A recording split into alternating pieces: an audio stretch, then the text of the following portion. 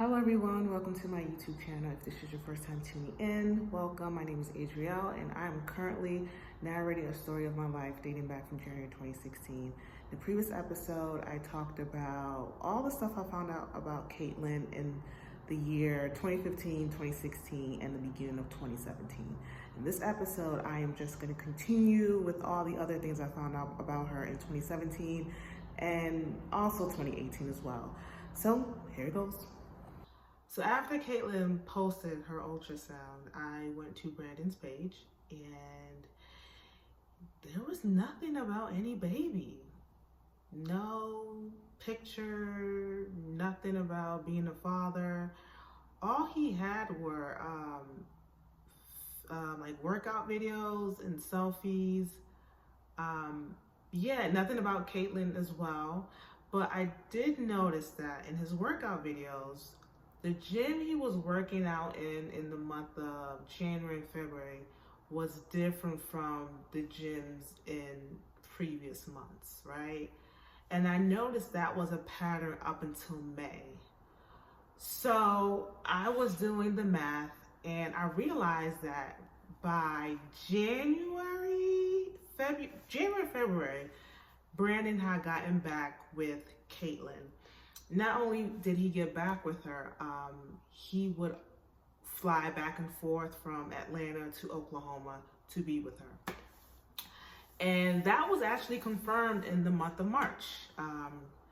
Caitlyn posted a picture of her and Brandon on her Snap, and one of her followers, posted it on their Twitter and was saying, "Oh my goodness, I hope they're back together. They're gonna be the perfect couple," or whatever. I'm gonna post it on the screen. That was March. That was March 2nd. There was another picture that was posted on Caitlyn's Snap in the month of March of her and Brandon. One of her followers on Snap took that picture, took it to Twitter, and says, "Oh my goodness, I'm so happy for them, blah, blah, blah, blah." I'm gonna also post that picture too as well in the video. So yeah, they were back together. As far as Caitlyn's Twitter was concerned, she started tweeting about Brandon again March, April of 2017. So yeah, they had gotten back together. Also in the month of March, Caitlyn did her gender reveal and was a girl. Of course, we know that. And Brandon was present for that too. So they were back together as of March. Around, what was it? I want to say the end of April, Brandon had a particular picture on his Instagram. It was a selfie at a gym. I think he had just finished working out. A woman posted, left a comment with a bunch of like heart emojis and like heart kissy emojis. Basically flirting with Brandon in the comment section with the emojis. The next thing you know, Caitlyn leaves a comment and says, "Well, excuse me, no one's looking for a stepmom, okay? So please don't be rude." A bunch of people liked that comment. Caitlyn checked that girl for leaving all those heart emojis under Brandon's page. Brandon liked Caitlyn's comment as well. He didn't respond, so he just liked. And after that, y'all, all I saw was fitness videos, fitness pictures. And then Brandon had a cryptic post in May talking about how he's not perfect and that God will forgive you for your sins. Something like that. That was by the end of May. So that let me know, okay, he left. He left. In the month of June, Caitlyn gives birth to her baby girl, Lily, June 28th, 2017, and Brandon was no longer in the picture. Fast forward to August 2017, Caitlyn met her ex-husband, and she mentioned that in her blog that I put up in previous episodes. She met her husband August 2017. Also, towards the end of 2017, Caitlyn started her blog. And in her blog, she basically was talking about Brandon. I wasn't able to see a whole lot of things that were posted from that blog because it was deleted, but I do have a couple and I'm gonna read it. So this particular snippet from her blog in 2017, maybe this was even early 2018, but I think this was like right after she had given birth to Lily. This is what she says. She says, occasionally I would break down and text him, hoping he would have a change of heart. If I was lucky, he would reply with something argumentative and attempt to place blame on me. But in my eyes, that was better than silence. So I guess after she gave birth to Lily, she was, you know, trying to get in contact with Brandon, trying to persuade him to come back, and he just wasn't having it. He didn't want to stay with her for whatever reasons he had. Now, at the time, reading this particular excerpt from her blog, it was very interesting because in my mind, I'm thinking, what led to this second breakup? Now, the first one, it could be he wasn't ready to be a father. And to be honest, I do believe that was what Brandon was battling with at that time, of not wanting to be a father, right? But if she's like contacting him and he's dodging her, and when he actually does respond to her, he's placing blame on her, why is he blaming her? Like what is he blaming her for? Now, I thought about the blog when she said, we chose to have a baby. What if he's blaming her because he never wanted to have a baby and she was trying to persuade him to have a baby, you know? So I'm like, it's not making sense. Why is he blaming her? What is he blaming her for? So that was very iffy. She had another one. When you find yourself wanting to be hurt by someone rather than left alone, find the strength to walk, keep walking, stop looking back, left, right, then one day you will have walked so far, you will realize that you are okay again. It is okay to not be okay. It is not okay to stay that way. I was like, okay. Of course, she's referring to Brandon. She had another one. Now, this was the one that really had me thinking. I was my own worst enemy, fighting with every demon inside of me. At this time, my boyfriend and I were struggling. I needed things he couldn't provide for me. I needed support. I needed encouragement. I needed emotional stability to hold me up when I felt like crumbling. I needed a hand to wipe my tears, a hug to begin and end my day. I needed a you can do this. More than anything, I needed consistency. Now, I thought that was very interesting because in this particular excerpt, she said her and her boyfriend were struggling, but on Twitter, on Instagram, he was a perfect boyfriend. So which one is it? So the blog in 2020, she said they chose to have a baby, but Brandon was placing blame on her. On Twitter, when she was with Brandon, the relationship was perfect, but on her blog, she said they were struggling. So it's like, girl, which one is it? Like, now here's the thing that I thought was interesting. If you and Brandon were struggling, why were you presenting your relationship to be super perfect? And also, I'm kind of side-eyeing her followers on social media that keeps hyping up her relationship, because if that was me, y'all, if I'm following someone and it seems like their relationship is perfect and they're even basically trying to shove their relationship down my throat, if they were to come out and say that, oh, all these bad things happen in my relationship, I'm gonna look at them like they're a liar. Because I'm like, if you were struggling, why were you presenting it to be this good thing? So now I'm not going to believe anything you say. So I don't know why none of her followers held her accountable. Like, Caitlin, you're writing about you guys are struggling, but you presented that you had the perfect relationship. So I thought that was interesting. None of her followers held her accountable. They all were just eating up everything she was saying. Now, mind you, Brandon did not say anything about his relationship with Caitlin as far as what led to the demise, right? Brandon kept quiet. Caitlin kept on writing blogs. And as she's writing blogs, y'all, she's posting her new relationship with her ex-husband. Now, for the sake of the story, we're gonna call her ex-husband. That's gonna be his name for the story, right?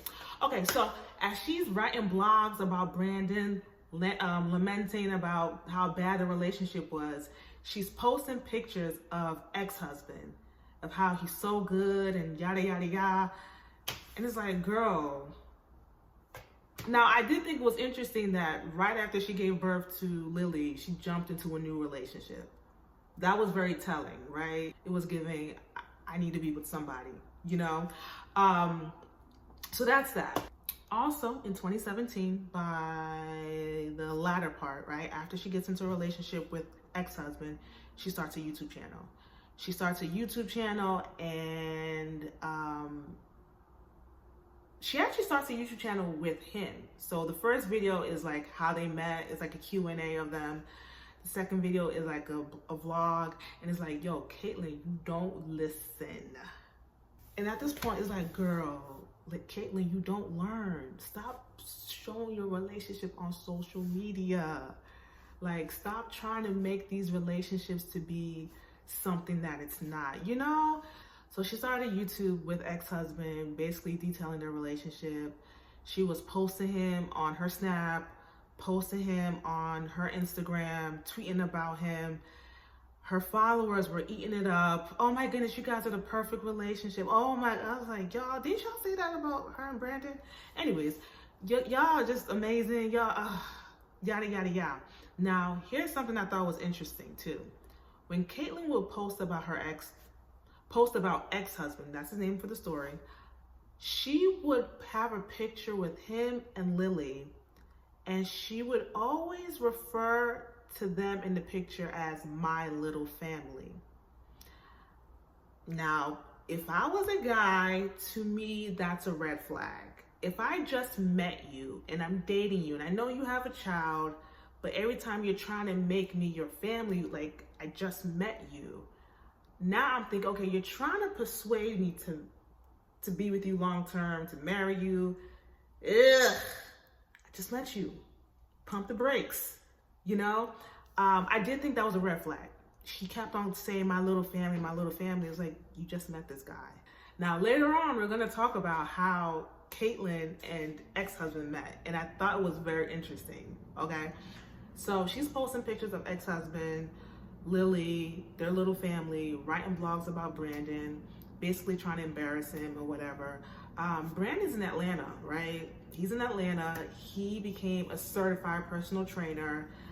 He was working on himself, and yeah, that was what was going on. People were praising Caitlyn's new relationship, and at the same time, people were in Brandon's DMs insulting him, making him feel less than a man for not being with Caitlyn, cyberbullying him, and that was the reason why I believe he deleted his Twitter and created a new one. Yeah, people were on Brandon's behind when it came to Caitlyn, and Caitlyn just kept on airing him out on social media. Now back to Brandon. After Brandon left Caitlyn for good, he got back with Stephanie. Stephanie had a tweet that said, what did it say? It said, Stephanie had a tweet, and it says, it's been 5 years too long. I miss my 6 feet widow baby, right? That tweet was posted October 2017. So it was very obvious that she was talking about Brandon. Now, I did think it was interesting that Stephanie took Brandon back after he posted Caitlyn on his page, which I believe he was trying to get Stephanie to, you know, feel jealous about he moved on, right? So he gets back with Stephanie, and I think that actually aggravates Caitlyn too. He gets back with Stephanie.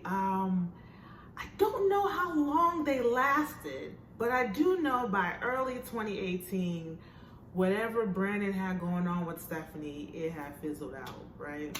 So now we're in 2018. 2018, it gets to a point where Caitlyn stops writing the blogs. She puts out a tweet saying that she was no longer going to continue with the blogs because she was getting a lot of threats. So just as much as Caitlyn was getting praises from her followers, there were also people who were going in on Caitlyn. They were calling her so many names. They were telling ex-husband to run away from Caitlyn, that Caitlyn is crazy, that she's delusional. And I was able to see these things on a forum. Now, this forum was very interesting because it was really dedicated to Caitlyn and all her messiness when it came to her relationship with Brandon and what was currently happening. I mean, what seemed to be happening with her relationship with ex-husband. So in this forum, people were going in on her. A lot of it were men. They were calling her an N-word lover. They even made fun of Brandon. They called him Jamal. They called him Tyrone. They said they don't feel sorry for her for being a single mom. I remember they would post pictures of Caitlyn from Instagram or Twitter and leave comments on the forum. And they would basically say that she hasn't changed, that now she has on this act. And what they were really referring to was, from the pictures I saw, when Caitlyn got with ex-husband, how she presented herself with her relationship with ex-husband was very different from how she was presented with Brandon. With Brandon, it seemed like there was like lust going on, a lot of kid and play going on. With her ex-husband, she presented herself to be this Christian girl, and she would have a lot of tweets and posts about Jesus. I guess she was going to church more often after the baby was born, but she basically presented herself as this Christian woman, and people in the forum were saying that it's a lie, it's a gimmick, that it's an act, that she really didn't change. So as I'm reading these comments on the forum that she didn't change, I'm like, what are they talking about? So they basically were saying that Caitlyn was loose. Like Caitlyn was loose in college. There was a comment that Caitlyn slept with the entire basketball team. I don't know that to be true. I don't know how they knew that to be true. But they said that Caitlyn was loose. And yeah, there were some people who were saying that they don't feel sorry for Caitlyn for being a single mom. I remember there was one person that said that they don't feel sorry for her because she made sure everyone knew that she was in a relationship. She made sure everyone was in her business about her and Brandon's relationship, so she got what she deserved, right? They were really going in on her. So yeah, a lot of negative comments. There was a negative forum about her. So she was like, hey y'all, please pray for my little family. I'm no longer doing the blogs, and she also deleted her YouTube channel as well. February 2018, her ex-husband proposed to her. So from August, they met, and then February 2018, she got engaged, right? She got engaged, and then by August 2018, she got married. Brandon, on the other hand, nothing really going on as far as like relationships. I think, like I said, that he wrapped up whatever he had going on with Stephanie early 2018. So yeah, so I'm going to stop the episode right here. Next episode, I am going to finish off 2018, and then I am going to talk about 2019 when she got divorced and back to 2020. So yeah, if you're liking Unlikely Story, please like, comment, subscribe, and I'll see you in my next video.